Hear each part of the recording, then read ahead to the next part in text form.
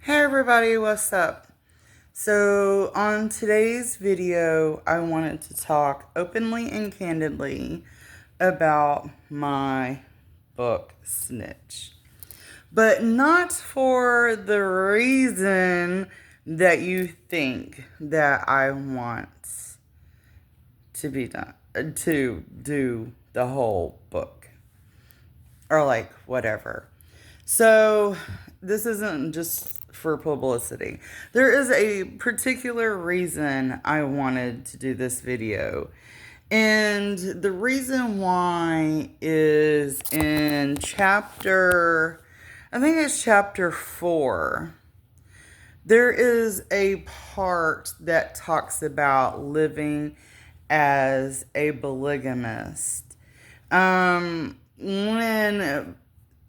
Okay, so everybody knows I have kids by two brothers. Both brothers lived in my house. Both brothers got along for the most part. Both brothers helped me raise the kids.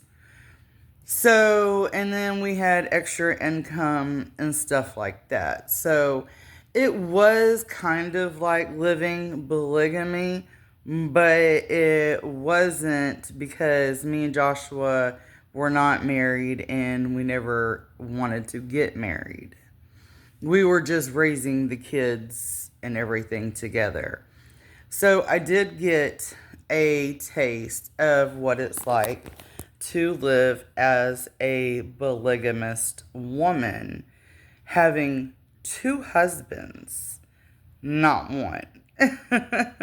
I think I'm the first woman ever in history to pull that off. And let alone two brothers, not one.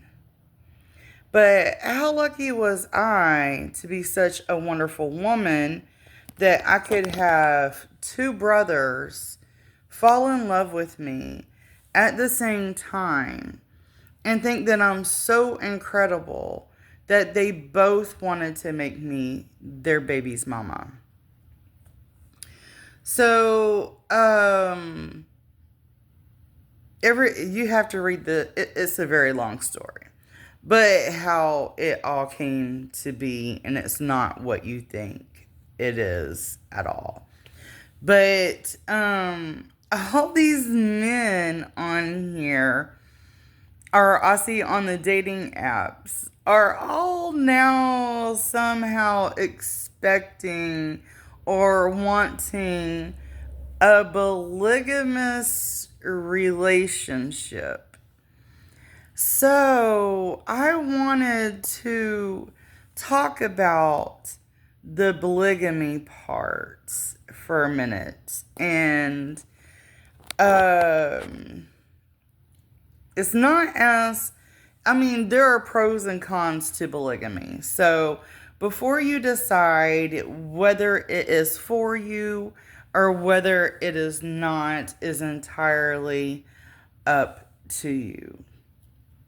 But the long story short version is the pros to polygamy is you have extra income, you have an extra set of hands with the kids, you have an extra set of help around the house.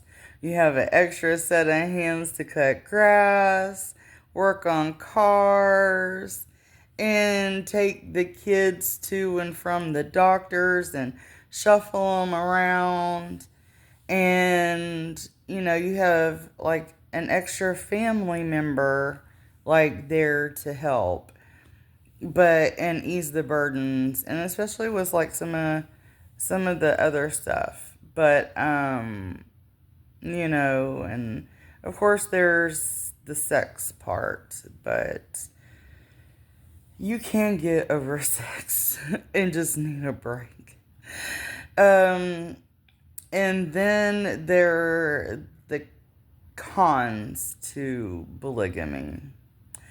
The cons to polygamy is it usually does not end up working. And the reason why it usually ends up not working is because of the jealousy. Now, the funny part is, it wasn't necessarily me who was jealous in my um, relationship. You know, you see the Sister Wives show, and the Sister Wives had some jealousy and some scuffs, and, you know, they started breaking up and going their separate ways and everything else. So, there was jealousy amongst the wives. Well, for me, there was jealousy amongst the husbands. One wanted more attention than the other. One felt like he wasn't getting enough attention at times. And then you have to switch out, well, which one do you serve the plate to first? You know, so like one night I'd have to serve Bobby his dinner plate first. Next night I'd have to serve Joshua his dinner plate first. And try not to get the jealousy or whatever and make them feel equal. And because it was a sticky situation with the kids, so it was like we kind of got thrown into it. We didn't really ask for it, we just kind of got thrown into it.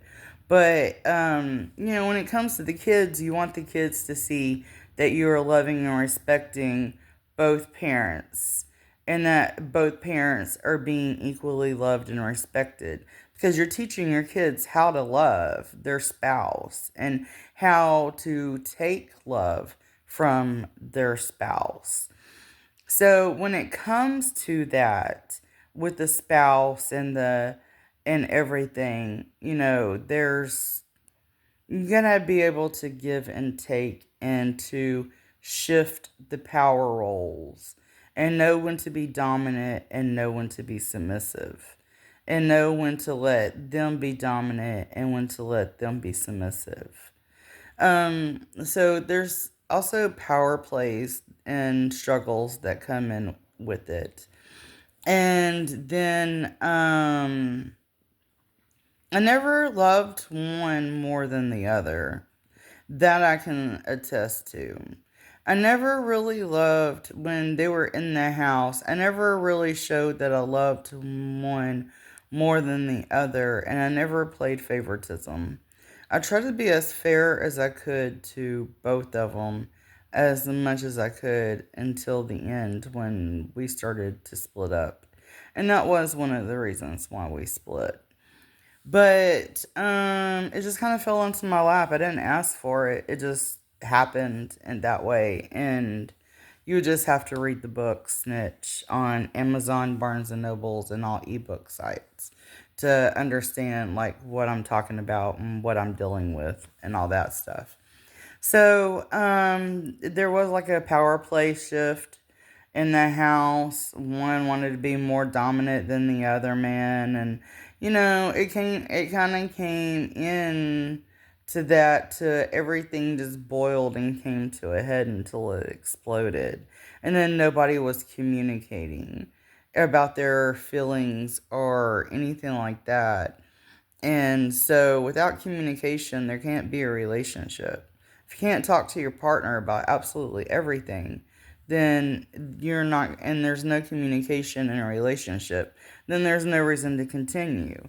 Communication is the key to making any adult relationship work. You cannot make an adult relationship work without communication. You just can't.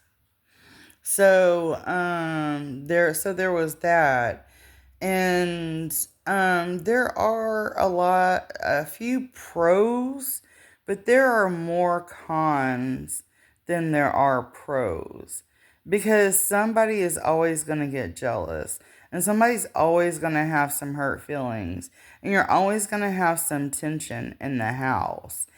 And with that tension comes animosity and then it becomes like bitter, and it becomes bitter, and then it becomes like this whole thing. So like I'm watching Dog the Bounty Hunter. But anyway, so like it becomes this whole thing. So you're never gonna be able to satisfy both people to where they both feel completely satisfied. You're just not gonna be able to do it.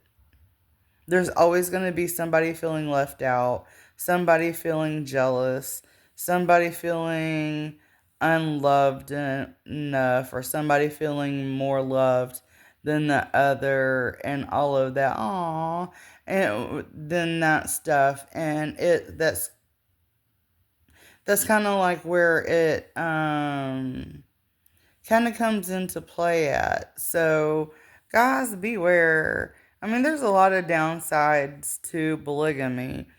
If it's for you and you think you're the creme de la creme, dick up to the rim, and you can get it done, whatever, fine.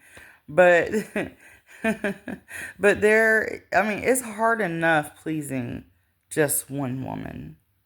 So, could you imagine pleasing 3, 2, 8, 5, 7, 10? There's only so many days in a week.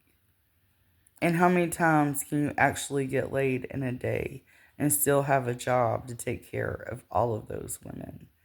Because it is a religion. Polygamy is a religion. And the man is still supposed to be the provider.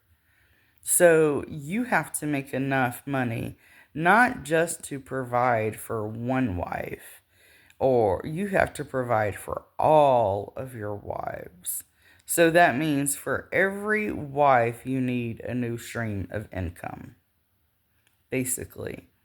Because every wife that marries you is going to want to be provided for. She's going to need health insurance. She's going to need benefits. She's going to get pregnant. She's going to have kids. Y'all are going to have to go to church. She's going to need a house. She's going to need a car. She's going to need clothes. She's going to need a credit card. It's hard enough taking care of one wife. Just imagine having 7 families to take care of. Not one family, but 7 or 10 or, how many ever wives you want. 3 families. Let's keep it simple. 3 families. That's 3 houses you have to buy. That's 3 wives you have to keep up. 3 wives all need dental, health, and insurance. 3 wives all are having kids. 3 wives all need cars, credit cards, checking accounts, money in the bank, groceries. You have to be willing to provide for all of that. And you have to be able to do it. So there are pros and cons to polygamy. But jealousy and resentment is usually the number one reason why it doesn't work out. It fell into my lap, and I just got a taste of what it felt like to be a polygamist. But it's hard work. Being the spouse, the dominant spouse, it's hard work. And it's so much pressure on you. And you're like here, there, everywhere, and you're always rushing around. And you don't ever, there's Leland in Colorado. And you're always rushing around, and you don't ever have a chance just to rest because you're too busy providing for everyone.